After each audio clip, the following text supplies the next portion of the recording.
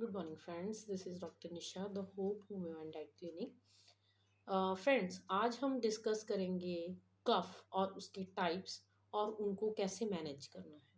पहले तो हम समझे कि कफ होती क्या है। कफ जनरली एक हमारा रिफ्लेक्स मैकेनिज्म है जिसमें हमारे लंग्स में या रेस्पिरेटरी जो एयरवे है हमारा, इसमें अगर कोई भी इरिटेशन या कोई फॉरेन सब्सटेंस हमारे लंग्स में चला जाता है तो हमारे लंग्स एक तरह का रिफ्लेक्स एक्शन देते हैं in the form of cough, कि वो कोशिश करते हैं कि ऑटोमेटिकली उस फॉरेन सब्सटेंस को बाहर निकाला जाए। This is called reflex. ठीक है। तो लेकिन कफ कहीं डिजीज कंडीशंस में भी कवर होती है, तो आज हम कफ के बारे में ही पढ़ेंगे। जो कफ होती है ना, वो जनरली चार तरह की होती है। एक होती है ड्राई कफ, एक होती है वेट कफ, एक होता है क्रूप, एक होती है प्रोक्सिमल कफ। ठीक है। जनरली सबसे पहले हम वेट कफ के बारे में देखते हैं। वेट कफ मीन्स, वेट मीन्स गीला, कुछ भी कफ के साथ कुछ बाहर आ रहा है, जैसे बलगम आ रही है, म्यूकस आ रहा है, तो इस तरह की कफ को हम प्रोडक्टिव कफ बोलते हैं।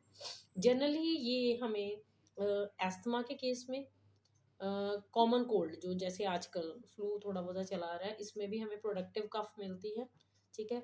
या जो है COPD, that is chronic obstructive pulmonary disease, उसमें भी हमें प्रोडक्टिव कफ मिलती है। जो सीओपीडी जो एक टाइप की डिजीज होती है जिसमें जो क्रॉनिक चेन स्मोकर्स होते हैं ना, उनको होती है कि लंग्स में पुराना जो बलगम जम जाता है, तो they always cough with mucus.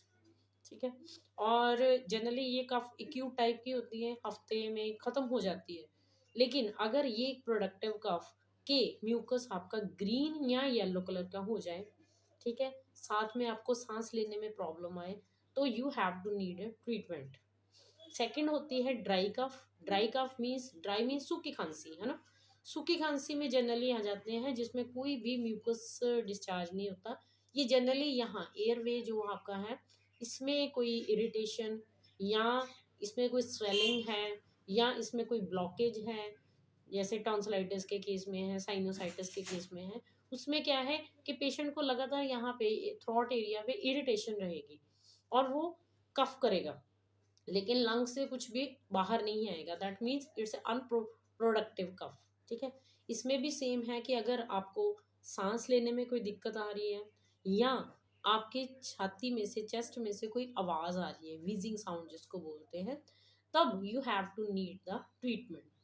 Third आती है क्रूप। क्रूप कफ वो होती है, ज़्यादातर बच्चों में होती है, जिसमें क्या होता है कि जब पाथवे के यही वाला सेम पाथवे है, जैसे बच्चों में टॉन्सिल्स बड़े हो गए या साइनोसाइटिस की प्रॉब्लम आ गई, तो क्या होता है कि सांस लेने में दिक्कत आती है। तो उस सांस लेने की दिक्कत के कारण पेशेंट जोर से खांसी करता है, जिसको हम क्रूप कफ बोलते हैं। ठीक है। ये ज़्यादातर बच्चों में होती है, क्योंकि बड़े हैं ना, उनका ये जो एयरवे है, रेस्पिरेटरी एयरवे, वो थोड़ा वाइड होता है, चौड़ा होता है। दैट्स वाई अगर उनके अंदर कोई हल्की फुल्की स्वेलिंग हो भी जाए तो क्रूप उनको उतना परेशान नहीं करता, लेकिन ये बच्चों में प्रॉब्लम आती है। तो इसमें सेम वही कि अगर आपके बच्चों की चेस्ट में से वीजिंग साउंड, जैसे घड़ैं घड़ैं की आवाज़ आनी शुरू हो जाए, ठीक है, नाक बंद हो जाए, या साथ में साइनोसाइटिस की सिम्टम, दैट इज़ यहाँ दर्द हो रही है, आँखों के आसपास ऐसे दर्द हो रही है, यहाँ दर्द हो रही है, तो उस टाइम पे पेशेंट को ट्रीटमेंट की ज़रूरत पड़ती है। एंड फोर्थ कफ आती है proximal cough. Proximal, this is called whooping cough. जब कफ जो है वो वेरी एग्जॉस्टिंग और वेरी पेनफुल हो जाए, पेशेंट खांसी कर रहा है, खांसी करता करता इतना परेशान, उसका फेस रेड हो गया है, और साथ में कई बार तो क्या है, उसको सांस भी बंद हो जाती है या वॉमिटिंग वॉमिटिंग होती है, तो थोड़ा बहुत रिलीफ मिलता है। अदरवाइज खांसी बहुत ज़्यादा बढ़ जाती है। ठीक है। रात को पेशेंट सो नहीं पाता, रात को ऑलवेज भी aggravated this proximal type of cough, patient बहुत ज़्यादा एग्जॉस्ट होएगा, साथ के साथ sometimes pain in the chest region होती है, गले में बहुत ज़्यादा दर्द है, पेनफुल कफ जिसको हम बोलते हैं। तो इस टाइप के कफ में अगर ये कफ हफ्ते से ज़्यादा रह रही है, तो आपको यहाँ पे ट्रीटमेंट की ज़रूरत पड़ती है। हमारे पास बहुत सारी होम रेमेडीज़ हैं जिससे हम अपने कफ को ठीक कर सकते हैं, लेकिन अप टू सम लिमिट तक हम होम रेमेडीज़ को यूज़ कर सकते हैं। जैसे आप बहुत ज़्यादा पानी पियो, ठीक है, ताकि गले में ड्राइनेस ना हो। हनी हनी का यूज़ कर सकते हो ताकि गला जो है वो सूदिंग बनी रहे, ठीक है। पर ये जो होम रेमेडीज़ हैं कुछ लेवल तक काम करेंगी, उसके बाद अगर तो वो कफ परसिस्ट करती हैं तो आपको एक जो है ट्रीटमेंट की ज़रूरत पड़ेगी। अब हम ट्रीटमेंट के बारे में डिस्कस करते हैं। देखो, ट्रीटमेंट हमारे पास काफ़ी तरह के हैं, आयुर्वेदिक हैं, होम्योपैथिक हैं, एलोपैथिक मेडिसिन्स हैं। तो ट्रीटमेंट में जनरली कफ सप्रेसेंट्स, एक्सपेक्टोरेंट्स, या जैसे हमारे मेंथॉल सिरप्स आते हैं, विक्स वगैरह आ जाती है ना।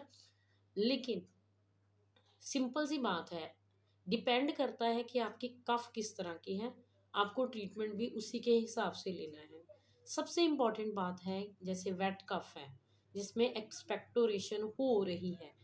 अब एक्सपेक्टोरेशन का मेन मकसद है कि बॉडी जो लंग्स हैं उसके अंदर कोई ना कोई प्रॉब्लम है, मीन्स या लंग्स के अंदर कोई फॉरेन सब्सटेंस है जिसके कारण लंग्स म्यूकस पैदा कर रहा है। जैसे वो इरिटेशन है, चाहे वो स्मोक को इनहेल कर रहा है, स्मोकिंग कर रहा है, सिगरेट पी रहा है, ठीक है, या कोई भी इरिटेटिंग रीज़न है जिसके कारण हमारे लंग्स जो है वो म्यूकस को पैदा कर रहे हैं।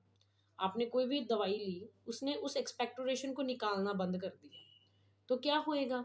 चेस्ट ब्लॉकेज हो जाएगी, ठीक। जैसे ही चेस्ट ब्लॉकेज होएगी तो आपको सांस लेने में दिक्कत आ जाएगी। तो I recommend homeopathic treatment for all kind of cough treatments, क्योंकि अगर ड्राई कफ है तो हम ड्राई कफ के हिसाब से उसका कारण जानेंगे और कारण के हिसाब से ही उसको मेडिसिन प्रोवाइड करेंगे। अगर वेट कफ है तो हमने एक्सपेक्टोरेशन को रोकना नहीं है, ठीक, एक्सपेक्टोरेशन निकलने देनी है।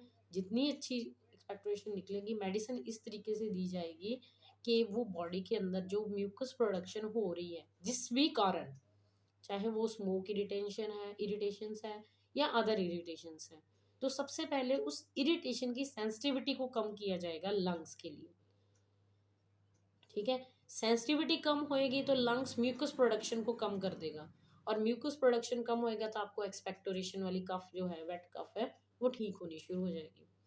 प्रोक्सिमल कफ है, ठीक है, जिसमें पेनफुल है, हम अकॉर्डिंग टू योर सिम्टम्स और अकॉर्डिंग टू द रीज़न कि क्या कारण है कि उसकी पेन कहाँ पे हो रही है, अपर रेस्पिरेटरी पाथवे में हो रही है या लोअर रेस्पिरेटरी पाथवे में हो रही है, उस तरीके का ही सिम्टम को लेके सिम्टोमेटिक रिलीफ देंगे, ठीक है। क्रूप ज़्यादातर बच्चों में होती है। क्रूप कफ में according to the symptoms patient को ठीक किया जाता है।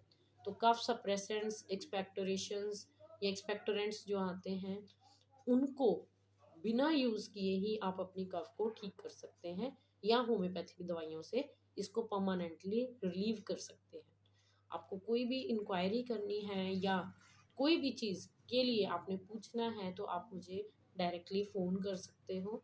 मेरा phone number on the screen है 9872471518, 8351060949। और मेरी क्लिनिक है the hope homeo and diet clinic, Yehla railway station, Pathankot. और आप मुझे ऑनलाइन और ऑफलाइन मोड दोनों में कंसल्ट कर सकते हो। ऑनलाइन और ऑफलाइन में आप दोनों तरीके से केस टेकिंग के बाद होम्योपैथिक मेडिसिन जो प्रॉपर एनालिसिस के बाद मिल सकती है। वो वाया कोरियर भी हो सकती है और आप क्लिनिक पे भी विजिट कर सकते हो। और अगर आपको मेरा चैनल अच्छा लगता है तो आप उसे लाइक करें, सब्सक्राइब करें। धन्यवाद। आपका दिन शुभ रहे।